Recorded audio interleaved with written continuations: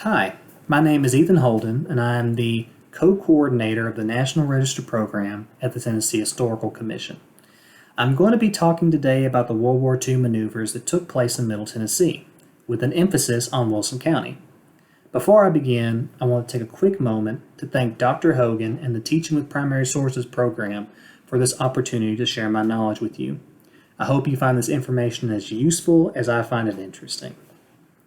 From 1941 to 1944, roughly 25 Army divisions and 1.5 million personnel trained for combat in Tennessee. The maneuvers began on June 2, 1941, with the arrival of 100,000 soldiers in Middle Tennessee. This area was chosen because the landscape resembled that of Belgium, northern France, and Germany. Wilson County was in many ways the center of the maneuvers. Of the 2 million plus acres used for the maneuvers, close to 500,000 of those acres were located in Wilson County. In fact, Holden University served as a temporary headquarters during the maneuvers. Though many focus on the military aspects of the maneuvers, equally important was the impact that the maneuvers had on farmers and Wilson County residents. Unlike today, many farmers and residents did not travel very far, nor did they have the television or the internet. Most would have only been familiar with their local or regional community, and more than likely never encountered large numbers of servicemen or military vehicles. Imagine then the shock and awe that a farmer must have felt to watch tanks roll across their bridge, or foxholes teeming with soldiers as they jumped up and ran across their land as part of a coordinated attack.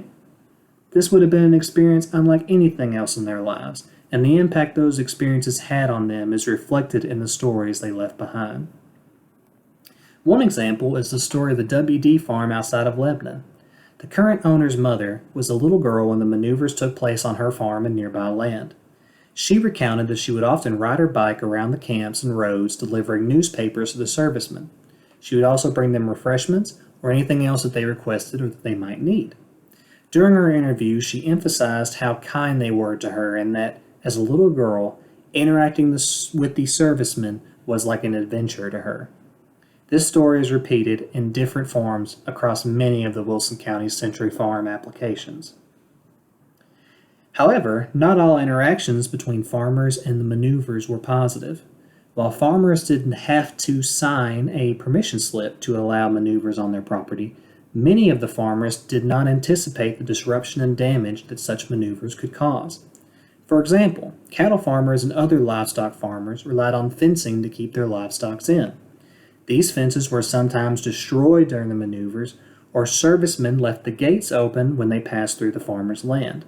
The end result, as anyone that has grown up on a farm knows, is a bunch of loose animals that take a considerable amount of time and effort to wrangle back into their pens. And that is to say nothing of the effort it takes to fix the fence. Other examples include the accidental, or in some cases not so accidental, deaths of farm animals due to the maneuvers. Though farmers were generally compensated for their damages, such disruptions were more than a minor inconvenience. My final story, one that I think is quite funny, demonstrates how the maneuvers also affected Wilson County residents as they went about their daily lives.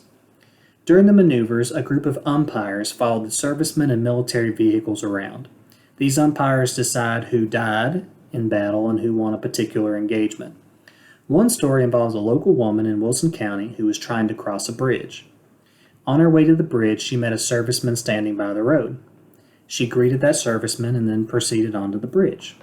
There she met a sentry that was guarding the bridge. When she tried to cross it, the sentry refused and said that the bridge had been, quote-unquote, blown up. Of course, she's looking at this intact bridge, and she says, "The bridge looks fine, can you please let me cross?" And the sentry continues to deny her access to the bridge. Frustrated, she leaves the bridge and goes back to the serviceman she passed a couple of miles back the other direction. When she told him about her problem, he said that he couldn't do anything to help her because he had, quote-unquote, been killed 2 days ago. Needless to say, she was frustrated and she eventually just left and tried a different route. The last maneuvers in Wilson County in Middle Tennessee took place in 1944. It brought to an end roughly 3 years of stories and events that left a deep mark on all those it touched. The United States would go on to win World War II, and there is little doubt that the training the servicemen underwent during the maneuvers contributed to the Allied victory over the Axis powers. As you think about the Tennessee maneuvers, consider how residents could have been impacted by the maneuvers in ways not explored in this video. Consider what the maneuvers meant to the community as a whole, and what kind of benefits or drawbacks the maneuvers brought to the community. Also, one cannot forget that servicemen experienced the maneuvers in different ways than the residents. Would a serviceman have a different story to tell about the maneuvers? And if so, what might that story look like? Though the maneuvers took place almost 80 years ago, the impact they had on Middle Tennessee continues to be felt in the modern period. I would encourage you to seek out these stories either through talking with your family or looking at other databases like the Century Farm Files.